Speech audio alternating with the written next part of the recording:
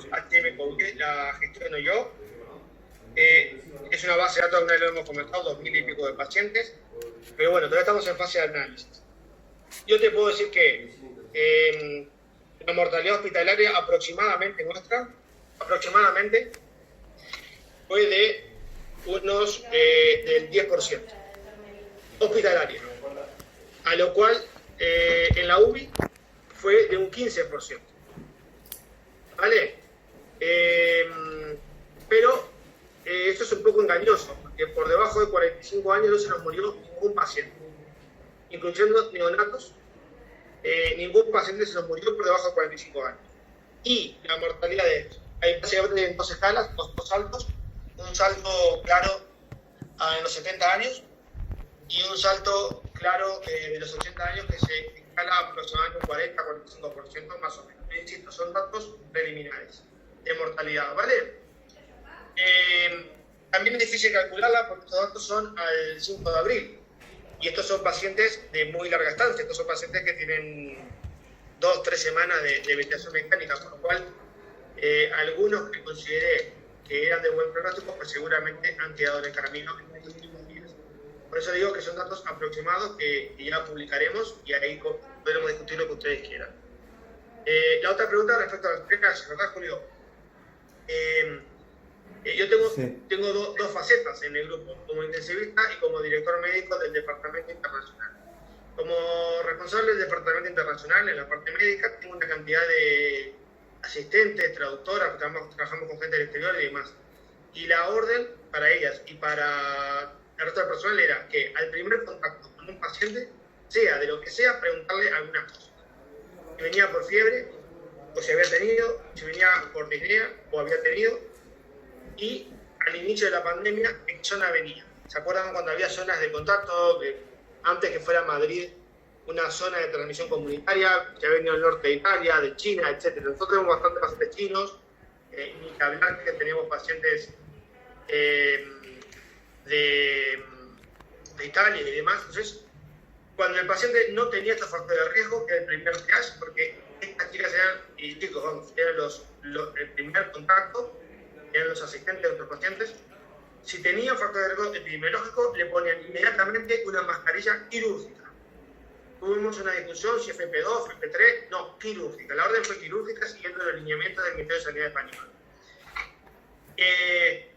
Y lo llevábamos a un área de aislamiento dentro de la urgencia. Siempre la puerta de entrada era la urgencia. Dentro de la urgencia iba un médico, ahí sí con una FP2, con su bata impermeable, con sus guantes y con sus gafas, y hacía una anamnesis más profunda a ver si el paciente era realmente un paciente con posible infección o no. Si era con no, levantamos las medidas de barrera. Si era que sí, seguía con los mecanismos de aislamiento hasta que se tomase una decisión médica de ingresarlo o lo que fuese. ¿Vale? Eso era el triage que hicimos en la urgencia, que se mantuvo hasta que se declaró Madrid zona de transmisión comunitaria. Ahí ya todos los pacientes, cualquier persona que viviese en Madrid, pues pasó a ser un potencial paciente. Ahora estamos en la desescalada y ahora lo que hemos hecho eran zonas de alta y baja exposición al COVID. Es decir, si un paciente hemos vuelto al inicial. Si un paciente viene por una patología que no es respiratoria, pues lo hacemos transitar por toda una zona paralela que es zona de baja exposición COVID y está marcada como tal con pegatinas. Es decir, zona de baja exposición COVID. Y van por ahí. Si es un paciente con posible infección respiratoria o posible infección por COVID, pues va por la zona de alta exposición, con las medidas barreras correspondientes. Y después, en la UCI, los criterios de ingreso a la UCI son exactamente los mismos criterios de ingreso que usamos actualmente. Es verdad que en algún momento tuvimos algunas dificultades con los respiradores, tuvimos que ampliar y expandir la UCI como nunca se vio. Todas las UCI del grupo, que son 5, se expandieron muchísimo, pero la respuesta que dio el grupo a todos los pacientes fue la que ellos necesitaban. Se tuvo muchísimo, ingresó muchísimo y siempre hubo una increíble coordinación con medicina interna y con urgencias, que fuimos los tres servicios que realmente trabajamos de una forma formidable y ya sabía que cuando venía internista era porque era un paciente que tenía que ocupar.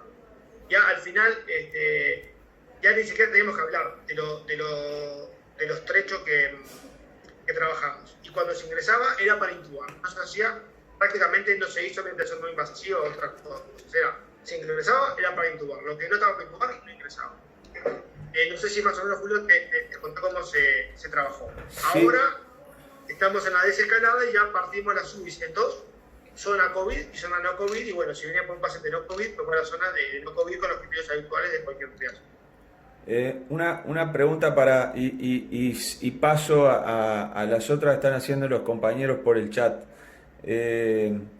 Cuando tú decís que ingresaba a la UCI ya iba seguramente para intubar, ¿qué soporte en cuidados moderados contás? ¿Existe OAF en cuidados moderados? ¿Lo manejaban con cánula nasal, con máscara reservorio? ¿Cómo lo manejaban en moderados? Acá es difícil la pregunta porque en un momento estuvimos a punto del colapso. No nos colapsamos porque siempre respondimos, somos un grupo que realmente nos expandimos y sufrimos de una suficiente espalda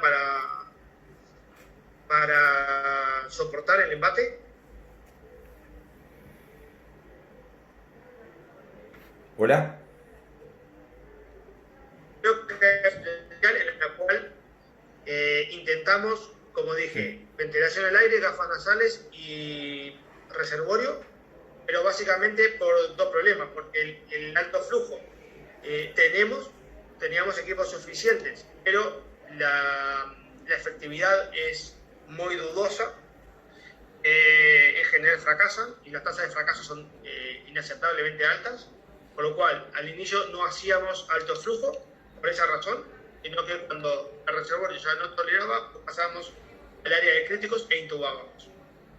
Es verdad que después las cosas, el número de pacientes y el volumen empezó a expandirse exponencialmente, y ahí sí que empezamos a usar con mucha cautela, y todavía lo seguimos usando con mucha cautela, y ahora estamos empezando a desescalar también el uso de las cánulas de alto flujo en planta. Personalmente, yo cada vez que pude intenté no usarla, me da mucho miedo, porque se imaginan que con esta radiografía no es un paciente que vaya a mejorar en 2 días, por lo cual yo creo que si el hombre está en una situación que requiere alto flujo, lo mejor es dormirlo e intubarlo. Pero bueno, en algún momento sí lo usamos, y después lo usamos, por supuesto, pero bueno, ya en pacientes para extubación de alto riesgo le poníamos casi que rutinariamente. Bien, otra pregunta que nos están haciendo es si estaban usando en la unidad ecografía pulmonar para seguimiento del distrés respiratorio, de la falla respiratoria. No, poco. La ecografía, cada UCI nuestra tiene al menos un ecógrafo. Sí. Pero la verdad que en el pico de la pandemia no daba tiempo. Vamos, era un paciente atrás de otro, no daba tiempo. Y ahora la verdad que los seguimientos ahora pues básicamente son gasométricos, radiológicos, clínicos, pero no usamos de forma rutinaria la ecografía para seguimiento pulmonar. Sí lo usamos para vías, sí lo usamos para evaluación de shock y demás, pero para pulmón no lo usamos rutinariamente.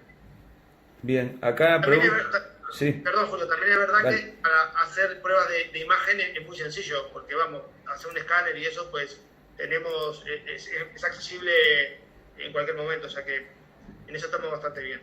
Bien. Acá el doctor Martela pregunta ¿cómo explicarías la disociación clínico-gasométrica? ¿Alguna explicación fisiopatológica? Pues no la sé. No la sé. Está bien.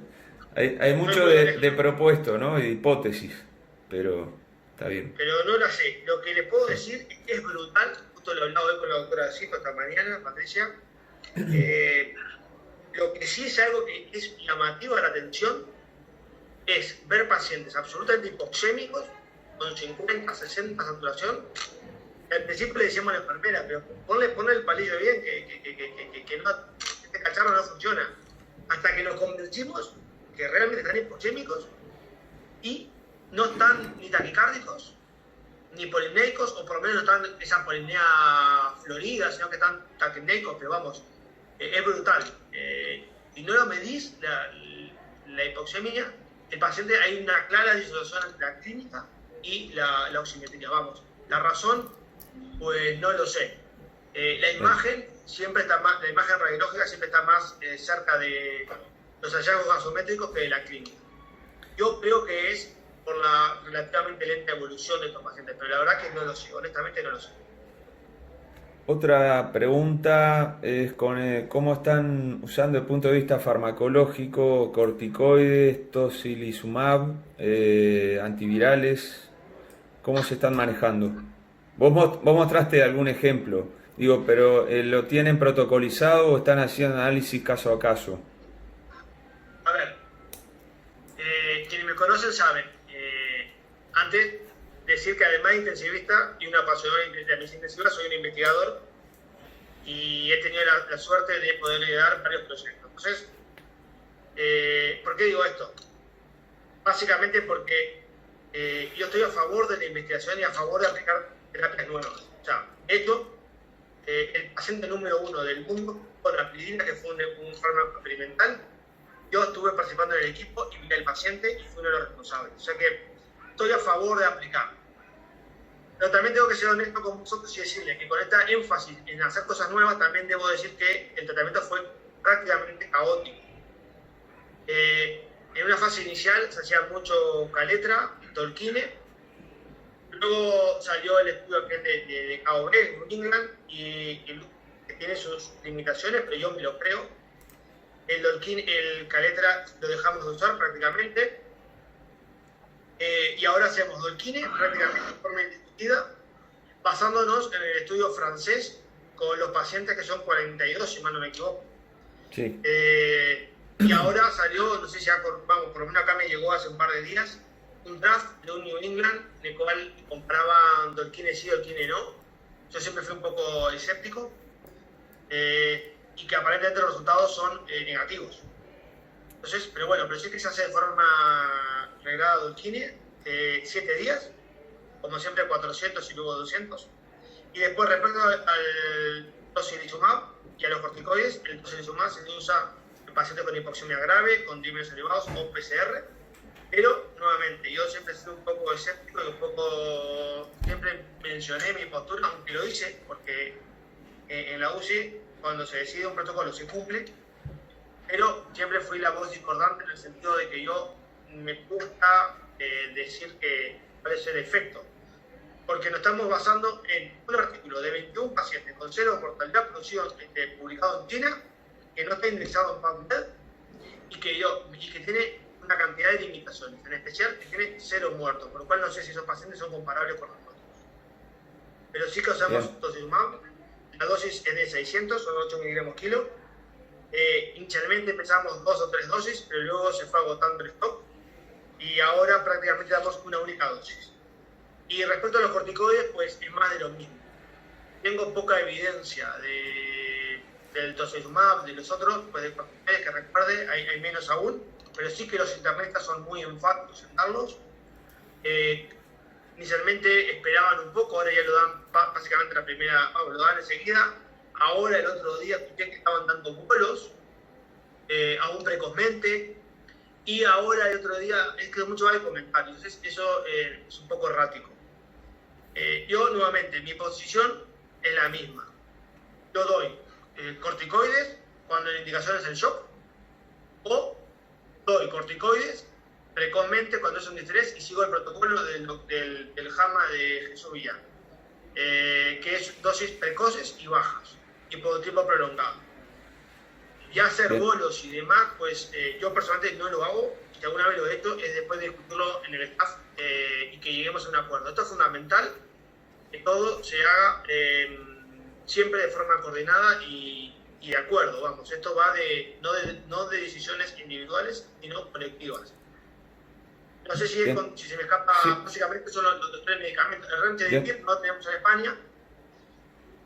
Ya todos les lleva el New England. Desde que salió dije que este New England no me servía para aclararme nada. Single arm, pocos pacientes, mortalidad más alta que la que yo tengo sin dar Remdesivir. Y ayer salió en el periódico aquí en ABC diciendo que se había filtrado unos datos que demostraba que el ensayo clínico había sido negativo. O sea que, Bien. bueno, creo que en realidad lo que tenemos que hacer es intubar precozmente, protejamos el pulmón, pongamos Pronar si es necesario, y bueno, después los antivirales, pues bueno, ya veremos. Creo que lo que salva a estos pacientes es oxigenarlos. Pablo, ¿hay alguna pregunta más? Una pregunta para seguir con lo del paciente individual, digamos. Hay dos preguntas. Una pregunta en la incidencia de complicaciones neurológicas y de complicaciones hemodinámicas, shock y sobre infecciones. Y otra pregunta es la incidencia de infección de personal, del personal de salud dentro de la UCI. Empiezo por la última, Julio, porque Sí, es más fácil. sí. Nosotros hemos, como verán, la protección del equipo, tanto facultativo como no facultativo, ha sido una obsesión. Es la cultura del grupo nuestro proteger a nuestro personal sanitario. Y la verdad que no nos ha faltado nada. Tal vez algún día estuvimos cortos, pero no faltantes. O sea, cortos en stock. Y hemos tenido de todo. Y el staff, por ejemplo, de San Chinarro de trabajo, hubo dos colegas con IgG positiva, pero que fueron asintomáticos, de todos los médicos que somos. Y después de enfermería no sabía exactamente la proporción, pero fueron muy, muy poquitos. En urgencias hubo algunos más infectados, pero fueron muy, muy pocos. No fue un problema. Realmente no fue un problema, pero insisto, la cultura del grupo ha sido protegernos y nos han dado todos los medios disponibles para así hacerlo. Vamos, pueden ver la foto que estoy mostrando acá. Tenemos monos, batas, equipos con aire acondicionado. Vamos, realmente la protección fue alta y el gasto en medidas de protección, o la inversión, mejor dicho, en medidas de protección fue muy, muy elevado. Realmente en eso nos agradece la decisión corporativa de hacerlo. Después, respecto a las complicaciones, es lo que todavía no puedo decir porque no lo tengo, no es que no lo quiera. Yo creo que pronto, la semana que viene, ya tendremos los datos originales nuestros para publicar y los compartiremos con mucho gusto. Pero sí que hemos tenido complicaciones neurológicas. Me recuerdo un paciente de muerte cerebral, al suspender la sedación, hicimos un escáner y no tenía flujo cerebral. Recuerdo algún sangrado cerebral, pero son relativamente raras. Y complicaciones infecciosas sí que estamos empezando a ver. Recordar que nosotros usamos contaminación selectiva. Eso nos da una gran ventaja. Todos nuestros pacientes están descontaminados, por lo cual tenemos neumonías, pero es muy poco frecuente. Ya eso también lo voy a decir. Lo que sí estamos teniendo bastante, y me está empezando un poco a preocupar, o me preocupa, son bacteriemias e infecciones por catéter. Yo creo que es que mantener la higiene paciente con los EPIs es bastante compleja. No imposible, pero compleja. Pero sí que estamos teniendo bacteriemias e infecciones por catéter a una tasa que no era la que teníamos nosotros. Bien. Otro tipo de infecciones no hemos tenido. Otras preguntas, el síndrome coronario agudo como forma de presentación o presentación clínica primariamente cardiovascular, ¿han tenido? Sí, hemos tenido pero muy poquito. Poco. Una de las primeras pacientes, una señora de 60 y pocos años, joven, ¿no? O sea, joven, un poquito gordita, pero vamos, no era nada de otro mundo, cuya madre a ella le ingresamos por un síndrome coronario en los colegas de urgencia con una elevación del ST. Le hacen se interpreta como un infarto con elevación del ST, se la lleva en hemodinamia, se le hace un CAPE, coronarias sanas. Con eso pasa a planta. A los minutos, hipotensión, shock, me la llevo a la UCI, ingresa a la UCI, shock profundo, le hacemos un ecocardiograma, derrame pericárdico con taponamiento. Le dreno el pericardio, le ponemos un drenaje y todavía no sabíamos qué era, no responde y fallece en shock refractario. Yo creo que la PCR a posteriori de fallecer nos viene positivo para COVID. Yo creo que estamos todos convencidos que esto fue un derrame pericárdico y un shock a COVID, un shock cardiogénico, una febre bajísima, tuvo con sistema pico y demás, y vamos, fue un shock cardiogénico, estamos convencidos que es COVID. Y después, otro que no lo viví yo, fue un infarto, con clínica de infarto, que se le hace la miocardia y no tiene lesiones, y después de forma retrospectiva se le empieza a preguntar si estaba con un poquito de tos y una tos, y bueno, se le hizo una PCR y era positivo. Pero las hay, pero no son la regla, ni son frecuentes, ni mucho menos. Incluso muchos hemos hecho mucho ecocardiograma y las febres de los pacientes en general están mantenidas, no hay mayores problemas. Bien, dos preguntas cortas sobre tratamiento. Una de manejo de la vía aérea, si se ha hecho traqueostomía en estos pacientes o no la han precisado. Y la otra, diferente, pero ya te la paso, si han utilizado, están por manejar plasma de pacientes convalecientes como para tratamiento. Nuevamente, te voy a empezar a contestar la última y después pasar a la primera. No usamos. No usamos. No. Vamos, tendríamos plasma para regalar. No usamos plasma de pacientes, porque vamos, pacientes teníamos una cantidad. Pero nunca se usó, se mencionó en algún momento, pero no. Nosotros por lo menos, que somos un grupo principalmente clínicos, no. Y después, la vía aérea es una excelente pregunta. Yo creo que ahí lo que determina es el EPI que tengas, básicamente. Y los recursos, como siempre, ¿no? Por ejemplo, yo, en las fotos que están viendo, que son del hospital de San Chinarro, pues tenía escafandra del inicio mismo, y ahí tuvo con laringoscopio sin problema, como hacíamos siempre. Pero siempre con escafandra. Pero en otro hospital, que también hago guardia, el mismo grupo que hago guardia, teníamos el CEMAC. Teníamos también escafandra, también nos poníamos la escafandra, pero teníamos el CEMAC. Y cuando podíamos, nos entrenamos a intubar con CEMAC. Porque al intubar con CEMAC, no están arriba del paciente, están un poco más lejos. Por más con escafandra y demás, nos pareció apropiado entrenarlos por seguridad, no teníamos la escafandra.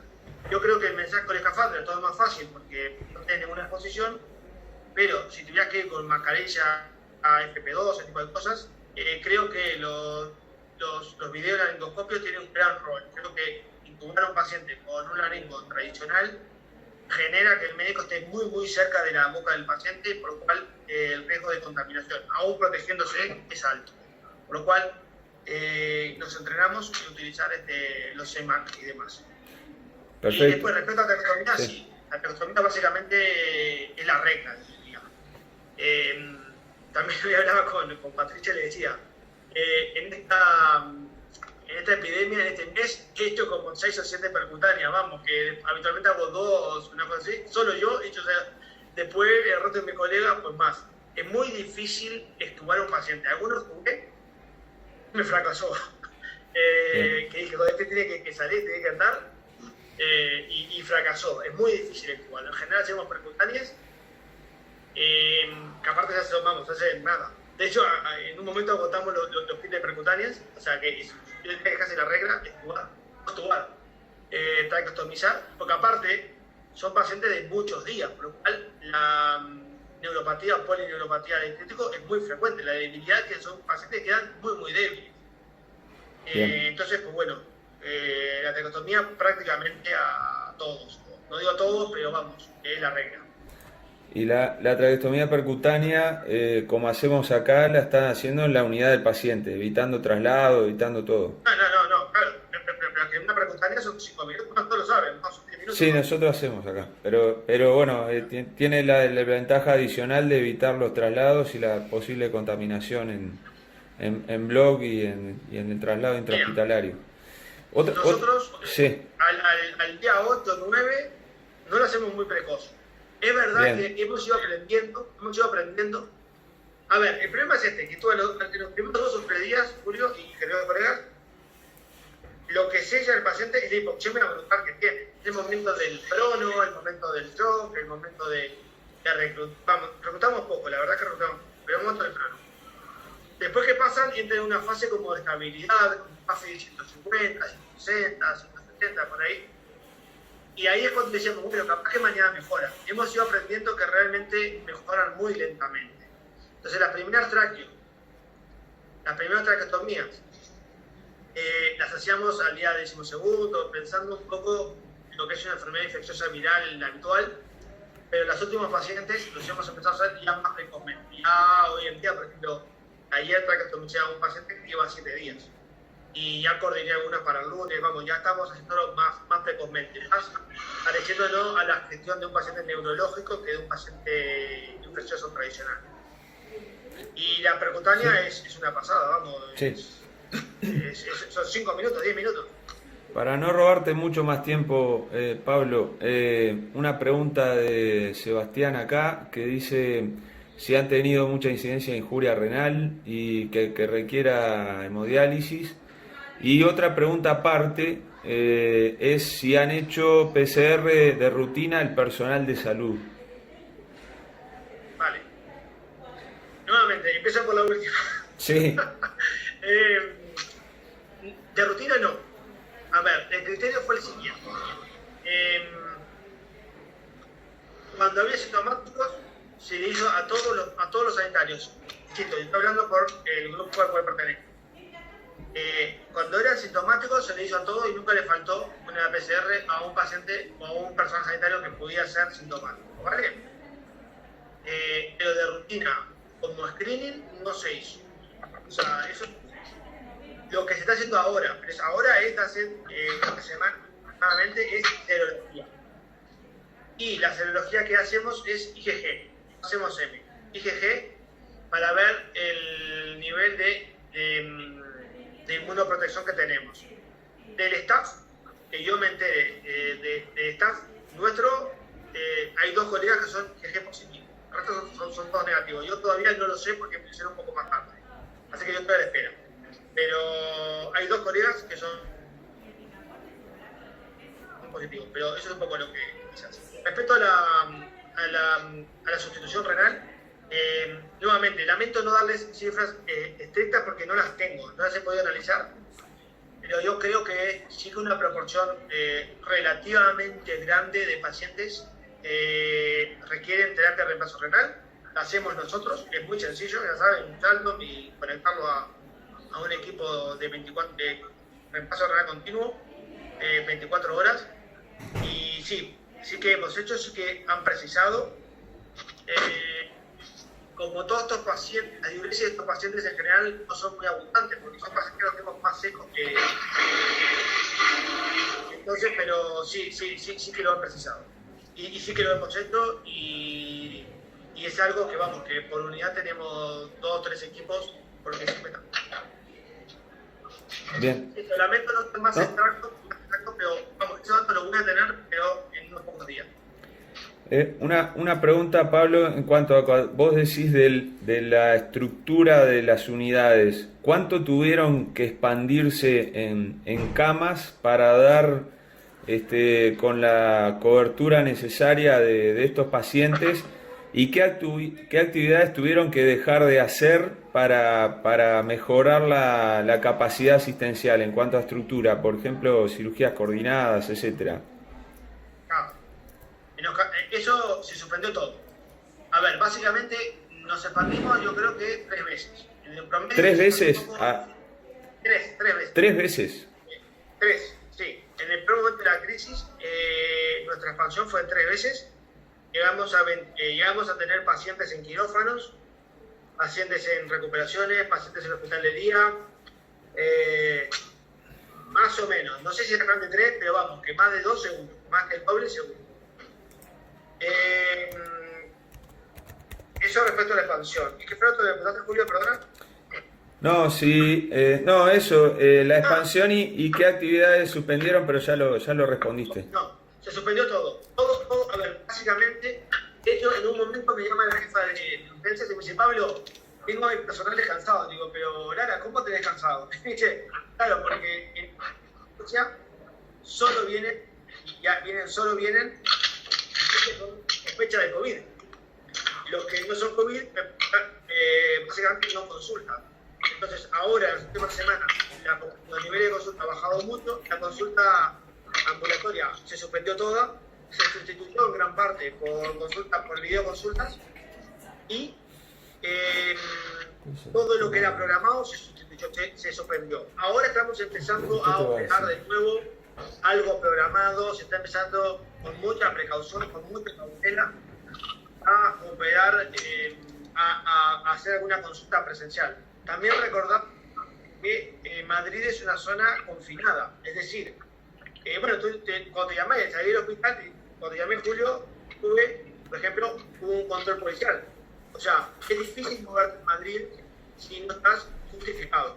Yo tengo mi justificación, tengo mi certificado, pero moverte en Madrid hoy en día es una ciudad confinada, cerrada. Entonces, claro, todo el movimiento era complicado. O sea que todo se suspendió, excepto lo que era realmente urgente. Y lo que era urgente, estaba UCI, lo veían anestesia. Que claro, anestesistas pues terminaron viendo pacientes que no son los habituales de ellos. O sea, porque no tenían trabajo, porque no se operaba de forma programada. Bien. ¿Hay algún par de preguntas más? No. Hay un par de preguntas más que para ir terminando, para no robarte mucho tiempo. Una es si había intensivistas extramuros. Hay preguntas variadas, pero te las voy a tirar todas porque así vamos finalizando. Una es tema de la anticoagulación, si había algún protocolo. Otra es si había titulación es un salpicado.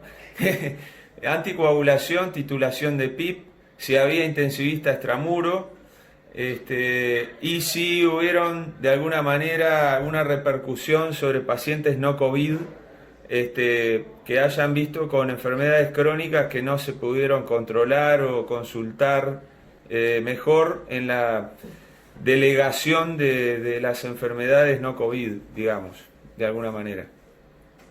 Las tenés en el chat, te digo, porque fue un popurrí de preguntas, pero tú las podés ver en el chat en las últimas 3-4 preguntas. Vale, a ver. ¿Cómo titularon la PIP? Bueno, pero básicamente lo titulábamos como se titula habitualmente. El manejo del I3 es un manejo del I3 tradicional. Lo titulás como quieras. Lo único que sí partimos de PIP altas en general, ¿verdad? Siempre empezamos de forma basal por encima de 15, 14, después vemos. Pero eso es el manejo de cualquier paciente con I3. ¿Cómo lograron tan buen relacionamiento de internistas con intensistas extramuros? Pero es que son nuestros aliados. Esa es una pregunta que no la entiendo mucho. Esto acá va de juntarse. A ver si me explico. No tenés tiempo para pensar. Es tu colega, es tu aliado, tú sos el aliado de él y tenés un paciente al cual salvar. ¿Cómo no te vas a llevar bien? Es lo natural. Que por supuesto que hubo discrepancias. Cuando hay discrepancias, pues, como lo soluciona la gente, nos encerramos en un cuarto, charlamos del paciente y buscamos una solución. Y ya está. No hubo ningún problema, vamos, realmente no hubo. Yo solo tengo palabras de admiración y agradecimiento a nuestros colegas de interna y urgencia. Insisto, miren, déjenme contarles cómo trabajábamos. Interna, urgencia y intensivos estábamos absolutamente saturados. Pablo, una acotación, perdón, te interrumpo, pero a colación de lo que vas a decir ahora. Y con la forma de trabajo, cuando ampliaron tanto, que vos me decís que ampliaron un 300% la capacidad asistencial, ¿con qué recursos humanos contaron? ¿Eran todos intensivistas? ¿Otras especialidades fueron a atender pacientes críticos? ¿Cómo hicieron? ¿Y la enfermería? A ver, es una muy buena pregunta, pero permitidme terminar el concepto, el previo. Y los tres servicios que no estábamos al máximo casi, neurología, digestivo, yo qué sé, los que no estaban involucrados, lo que hicieron fue informaban por teléfono en base a nuestros informes. Nosotros escribíamos en la historia clínica cómo estaba el paciente y ellos llamaban, porque recordad una cosa, es brutal no poder hablar con la familia. Los pacientes están solos, si fuman solos, se mueren solos, es brutal, es duro. hay que vivirlo, es duro. Entrar a una habitación y ver a 2 personas o a una. Duplicamos habitaciones, duplicamos pacientes, vamos, tenemos habitaciones de 2 pacientes que nunca habíamos visto, pues ahora vivimos 2 pacientes por habitación.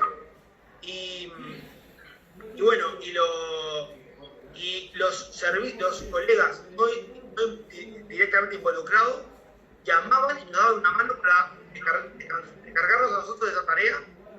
Fue una coordinación brutal. Yo nunca vi tantos colegas tan diferentes con los radiólogos. Los radiólogos fue brutal, el trabajo de los radiólogos.